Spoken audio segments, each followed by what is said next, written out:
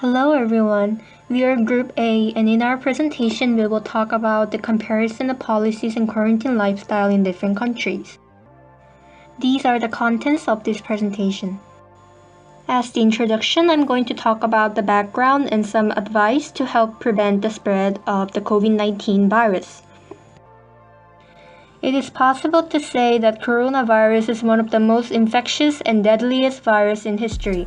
Despite the improvement of medical cares, the number of worldwide infection cases are more than 10 million, and among them, half of them are deceased. Since the adequate vaccination for this virus is not yet found, makes the pandemic situation more serious. There are many ways to be infected by this deadly virus. Having a physical contact with an infected person is the most possible way.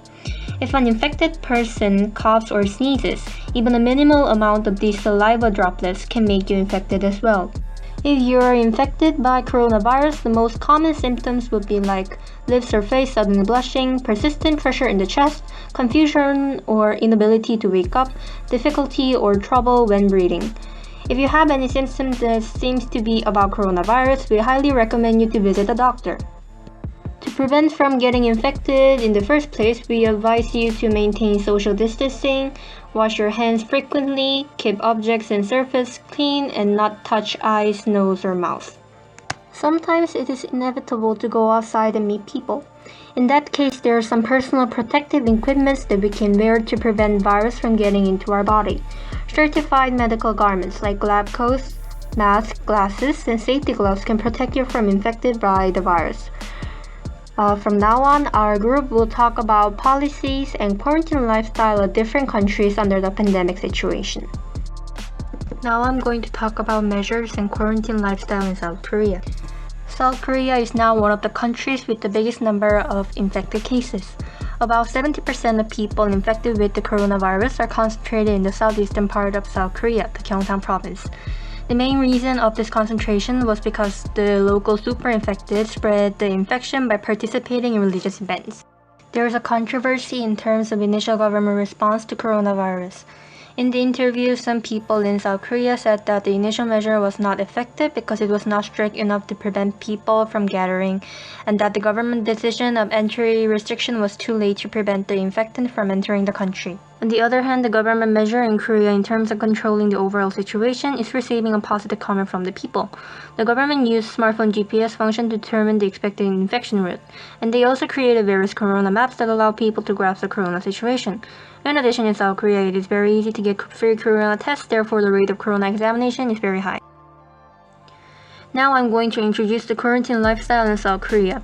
Koreans made interesting indoor activities. One of the most representative examples is the labor challenge, which is a challenge to kill time by repeating simple labor. Among them, the most famous one is the whisking challenge, and this became viral online, becoming a big trend around the world. Korean elementary, middle, and high schools use the online education services to conduct lectures online, and recently, as the number of affected people in South Korea has decreased, it has changed to take classes once a week at school. Universities conduct online classes in forms of listening to recorded lectures on their respective websites, and sometimes they attend schools to take tests. However, this recent ease of restriction in outdoor activities led more infection. Next, we're gonna be talking about Brazil. Brazil is currently the second country with the most case numbers, only after United States. It has more than 1.5 million confirmed cases and more than 60,000 deaths. Due to political concerns in the prior economic crisis in Brazil, there was never a federative campaign to establish a quarantine. This was decided in order to keep the economy holding, and only some states decided to apply quarantine or lockdowns apart from the federative decision. Now let's take a look at the main issues of the propagation crisis. First, it is really hard to get tested. Because of that, there is a huge subnotification of cases. Second, in Brazil there are lots of crowded communities like the favelas, where houses are built very close to each other and overall there is a higher rate of propagation. Thirdly, there is the concern about the misuse of masks. It is mandatory to wear a mask in public, but most of the population does not know how to properly wear it. During the 4 months of the pandemic, the president changed the health minister twice, besides changing many other instances in order to keep a staff that agreed with presidential decisions. At the moment, Brazil has no one in charge of the health ministry. There is also a lot of presidential rejection growing at the moment. Bolsonaro is chosen among international media as the worst president dealing with the COVID-19. Supreme Court had to act to not let Bolsonaro intervene on the isolation campaigns in each state. And just recently, the president got diagnosed with the disease. When talking about quarantine lifestyles, most part of the population is not actually in quarantine. That could be because of presidential decisions, or also because in Brazil it is common to acclaim a person who is not physical or hugging as someone cold. Brazilians staying inside during the pandemic have reported consuming more art and trying to learn new things like cooking or new languages. Now I'll talk about situation in Indonesia. So here's the current situation, and it is the highest number in Southeast Asia. So how Indonesian government deal with this situation? Let's have a look at their policy. First, they close schools and workplaces and restrict religious activities, limit social or cultural activities in public places, and also limit the transportation. It is called large-scale social restriction or PSBB. But it is said the Indonesian government is not able to contain the pandemic well, so here's some problems. First, Indonesian government was too late to take measure. They were denial over coronavirus at first. Second, little transparency of information. There is a contradiction on report data of the number of infections. Third, the low rates of testing because medical infrastructures are inadequate. Fourth, the government prioritized the economy than public health. Now let's move on to the lifestyle.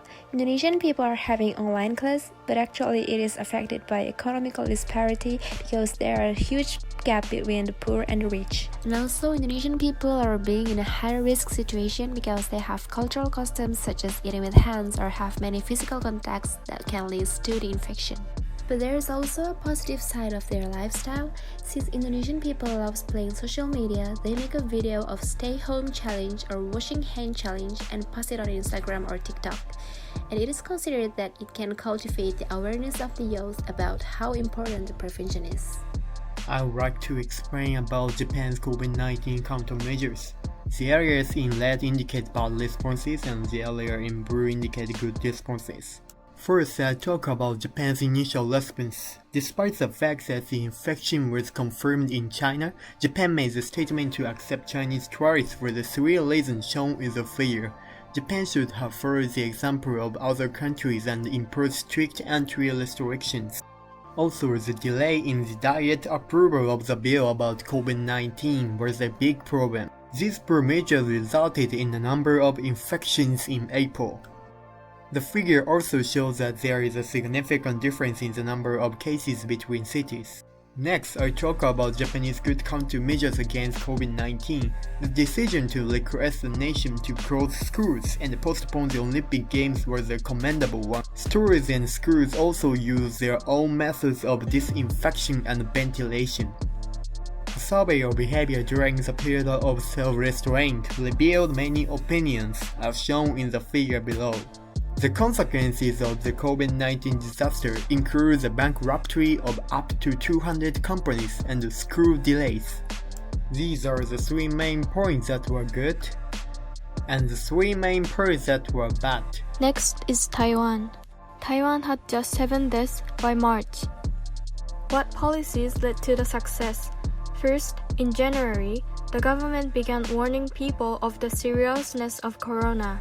Then, in February, schools were shut down for 2 weeks. However, the cities were crowded because restaurants were open. Afterwards, the government banned travel on visitors from China, Hong Kong, and Macau immediately after the cases increased in China. Moreover, the government expected the high demand for masks in January, so they initiated a distribution. They invested about $6.8 million. As a result, daily mask production increased from 1.8 million to 8 million. It's called Taiwan's Mask Miracle. In addition, the government provides a $30 daily allowance to people in quarantine. For quarantine, local village leaders bring a bag of basic supplies like food. The government tracked people with their phones to prevent sneaking out. For violation, the government retains the name and shame them. At home, Taiwanese do online shopping, home cafe, and so on like Japan. However, people go out often, and some people even go out every day. It's good for mental. Nevertheless, we concern the wider spread in the future. Next, let's look at Sweden's case. There are about 46,000 cases and 4,700 death cases. This is 4 times as large as the sum of neighboring 3 countries. Government policy. Swedish government asked its citizens to practice social distancing on a mostly voluntary basis. There were some restrictions designed to flatten the curve, such as no public gatherings of more than 50 people, distance learning in high schools and universities, and discouraging unnecessary domestic travel. However, these restrictions were not enforced. Although Swedish authorities have not officially declared a goal of reaching herd immunity, many scientists believe that augmenting immunity is no doubt part of the government's broader strategy. The result of the policy. People receiving nursing and elder care services account for 50% of COVID-19 deaths. This is in part because many facilities were slow to implement basic protective measures such as mask wearing. Considering the high death rate, government set new measures. Free PCR tests and antibody tests became available for all residents. Also, regular press conference has been held with specialists to report the situation of the country. In addition, a boost of care for the elderly is being implemented. Lifestyle. In Sweden, primary schools and daycares remain open, as do other recreational centers and several gyms. Swedish people strongly trust their government, so the locals are trying to keep everything as normal as possible unless the government enforces social distancing. This is the picture. Lastly, let's see the influence on the economy. According to the IMF, Sweden made a small progress in terms of GDP in the second quarter of this year, while most of the Western country had an economical slowdown. Hello, I'm Sibika Maria, and I'm going to talk about the US COVID-19 situation. As of July 8th, total cases in the US are the largest number in the world. The total cases once declined in May, but the number is rising again. Then I'm going to focus on California state, which has the second most confirmed cases in the US. This is a simple timeline of responses against COVID-19 epidemic in California. Right now, policies in California are as follows. I interviewed one of my friends who is a college student in California and asked a few questions about his life. First, I asked about his school life. He said online classes have started since the end of April and he returned to his home and now has been staying. Second, I asked about the situation in which he goes out. He said he sometimes goes outside just to buy food and take a walk. I think this is no different from my life in Japan. About mental health, he's okay with the current situation because he said he's an indoor person, but he feels stressed sometimes. Lastly, about other people, he said recently shops have started reopening and a lot of people came to the near shopping center. Finally, I'm going to talk about good points and bad points of the situation in the US. I think good points are these two. Thanks to these, the US has not experienced the healthcare collapse which happened in the countries in Europe. One of the bad points is the slowness of initial actions by the US government. Also, after the early reopening, a lot of people have gathered at beaches and bars, so social distancing policy does not work efficiently. Furthermore, there are still plenty of people who don't wear masks. That's all of my research. Thank you for listening. After looking at all this data, here are some of the conclusions we can get. When comparing Brazil, Japan, Indonesia, Sweden, and United States, it is hard to not see a high spread contagion. That is because those countries had a very low popular adhesion to social distancing, and they did not have any really effective measurements. An exception to that is Japan, that lowered the case numbers on the first wave, likely due to a cultural aspect of social distancing. On the other side, both South Korea and Taiwan had a better outcome when solving the pandemic. The only difference between those two is that South Korea had a lower adhesion to government measurements. Because of that, the spread contagion numbers is higher. Therefore, we can conclude that both population and government have a strong importance in solving the issue. Here we can see a table showing the information that I've talked about before. In the group of countries that had good early measurements, there's only South Korea and Taiwan. And from the group of countries that did not have early measurements, only Japan had a good adhesion to social distancing. Again, we can see that the effective ways of dealing with pandemics are creation of early measurements and strong adhesion to social distancing of the population. In order to stop the spread of the virus, we must each do our part. That was our presentation, and this is our team. Thank you for watching, and if you have any questions, feel free to contact any of the members of Group A.